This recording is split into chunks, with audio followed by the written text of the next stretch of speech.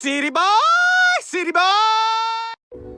Ladies and gentlemen, it's your boy, Nate the Great, back with another video. And today we gotta talk about Triple H yet again. Because Triple H continues to put his motherfucking foot in his motherfucking mouth, okay? And he cannot, it's like, he cannot stop. He cannot stop being, like, making an absolute ass of himself, all right? Now, there was a couple of people in the comments of my last Triple H video who were saying things like, oh, he's just doing media. How are you mad at him for doing media during Mania week or during the Mania season? Like, isn't that what he's supposed to do? You're just hating all this shit, right? And let me tell you something. My issue has never been that Triple H is doing media. My Triple H has always been that Triple H has the balls, the gall, the motherfucking audacity to be out here doing media while the show sucks complete ass. Complete ass. This is the worst Mania build of all time.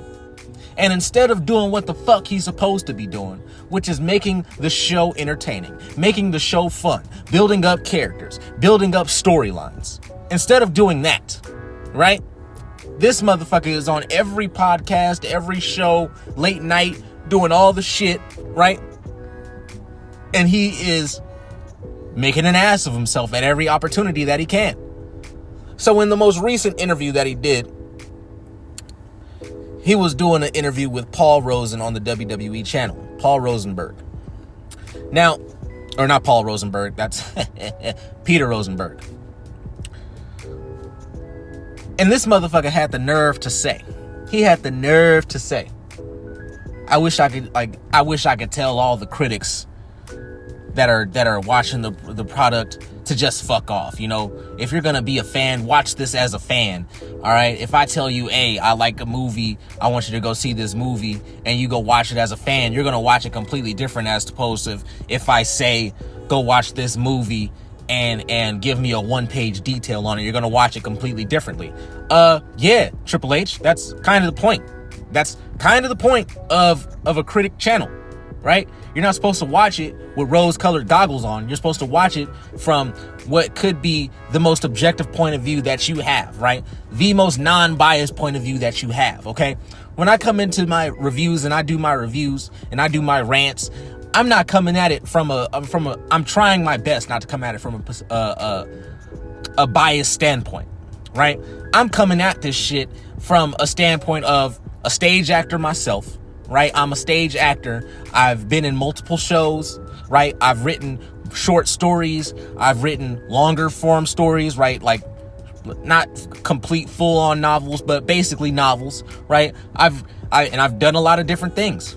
I've been around entertainment all my life, okay? I've been around it all my life. So when I'm looking at this from a character building standpoint, from a story building standpoint, right? I'm looking at this from, if I was the director, if I was a producer, if I was a writer here, what would I have done differently? What would I, like that's how I look at these shows, all right? So I'm not going to look at it as though I did maybe when I was 5-6 years old and just getting into wrestling for the first time and just being absolutely captivated by it. I would love to be captivated by these stories, by the shit that goes on. When I'm watching Black Mirror, I've been into that Black Mirror lately, man. I'm telling you, when I watch Black Mirror on Netflix, I am legitimately and genuinely captivated. Not just entertained. I'm captivated by it. I can't wait till the next episode comes on. You know how long it's been since I've had that feeling for wrestling? These days, wrestling's coming up and I'm like, oh shit, we gotta do another review. Oh shit. And that's because this fucking show sucks. It's hard to just be a fan. I was watching this shit as a fan for a long time. It is this particular booking that we get. This slow, drawn-out bullshit, no characters, just all work rate wrestling, 15, 20-minute, 50-50 matches. This is the problem. And instead of looking at the criticism, taking the criticism in hand, right? Instead of looking at it and being an absolute ass about it, instead of looking at it and being like, maybe they have some things that they're saying that make some sense. Maybe I can incorporate this thing or that thing. Who knows? Oh, this guy made a good point here and there. No, he's looking at it like, oh, they're criticizing me. They're criticizing WWE, so fuck them. First of all, as a fan, as a human being, you have the right to criticize anything you want. There's a reason why, like, there's been people that came on my channel in my comments and they've said all manner of shit. All manner of shit. Oh, you're a hater. Oh, nobody would ever hire you to do anything. Oh, you're the worst channel on YouTube. This, that, and the other. Right? I've heard all kinds of manner of shit. All kinds of manner of shit. But you know what I don't do? I don't complain. I don't bitch about those comments. I usually like those comments. I put a heart under those comments. Because at the end of the day, the people that are critiquing me, whether they're good critiques like, hey man, you should stop spamming the okay and all rights, right? Right? That's probably like my biggest criticism, right? You should stop spamming that, all right? Try to come up with something else. Those are usually my biggest criticisms, right? And that's fine. I try to take that into consideration, like, all right, maybe, right, I'm doing too much of the all right and okays. See, now I'm doing it again. But I try to, every single time I go into a video now, I'm thinking like, I don't want to say that too much, right? I don't want to say these two things too much because I want my viewers to get the best possible experience out of what they're watching. Because I care about my viewership. I care about the people that comment below. That's why I try to go through and like every single comment that I can. Try to, get down there with y'all and get into the conversations that y'all have below my videos. Because not only are y'all's comments helping me and my channel grow, but you're helping me grow as a content creator as well. Just as somebody who's trying to do this and trying to get his foot completely in the door. You're helping me. So I appreciate it. All the negative comments, all the positive comments, always put those below. But Triple H doesn't have that mindset. 'Cause Triple H is a pussy. All right, Triple H, he's a straight pussy. He doesn't care about the fans. Well, he only cares about the ones that are going to the arenas and heating. He only cares about the ones that are on social media straight sucking his nuts. That's it.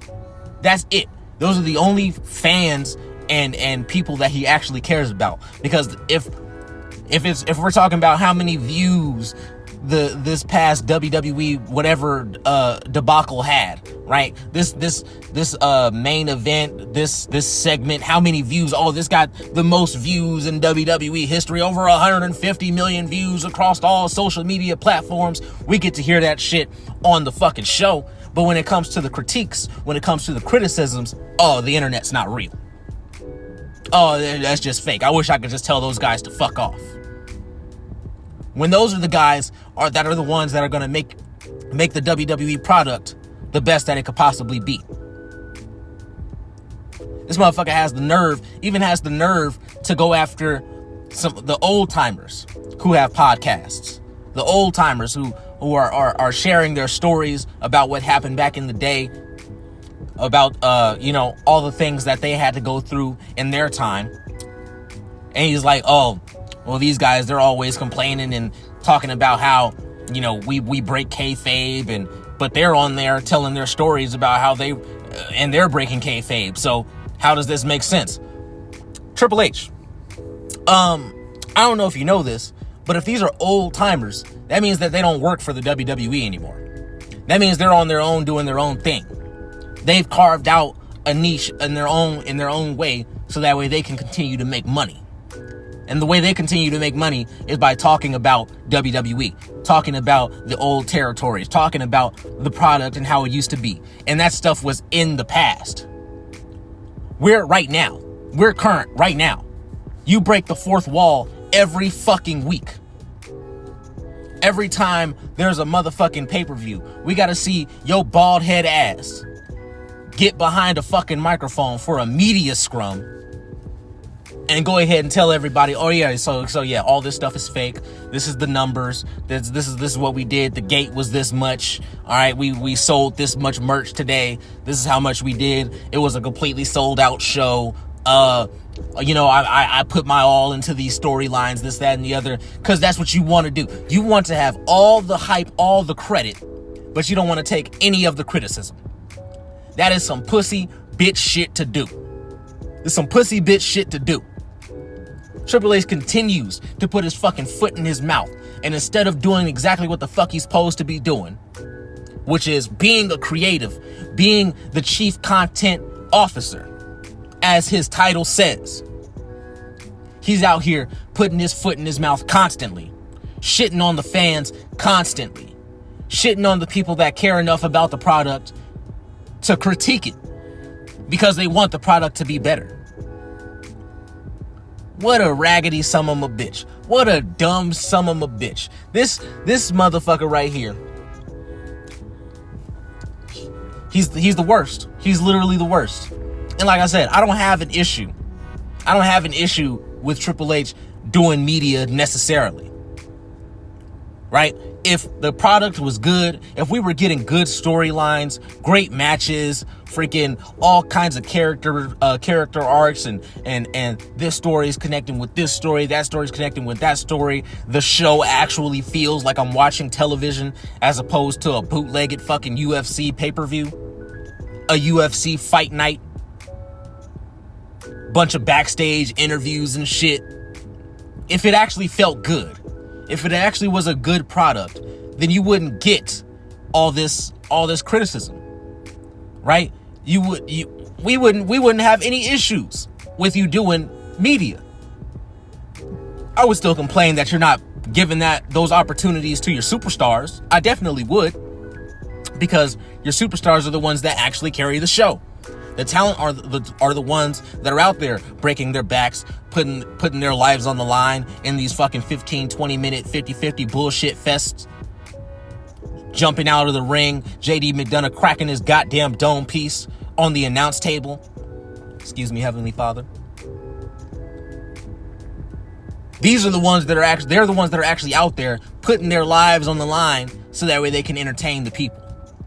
Dealing with the shit that you put in, and that you're inundating the audience with. Once again, Triple H is a fucking mark for himself. All he can do is suck his own nuts, and that's what you're gonna get when you watch this Peter Rosenberg fucking interview, right? He's just gonna be sucking his nuts the whole time, and when he's not sucking his nuts, he's shitting on the fans, shitting on the critics, shitting on people with podcasts, and you know what? That's good on you. We'll see how that shit goes. We'll see how that shit goes. All right. So let me know down in the comments. Did y'all catch this interview? Please do know that I have another video coming today, but I had to go ahead and make a video on this shit because it came across my TL, right? It came across my FYP. So I saw this. It pissed me the hell off, and I have to shoot back. And I hope y'all shoot back as well. All right. So let me know what y'all think down in the comments below. What do y'all think about Triple H's comments? Do you agree? Do you disagree? Do you like it? Do you love it? Do you hate it? Do you not hate it? Whatever you gonna do, you gotta respect it. All right. Now this has been your boy, Nate the Great, back with another video. Like and subscribe if you want to hear some more. And I'll see you in the next video. Peace.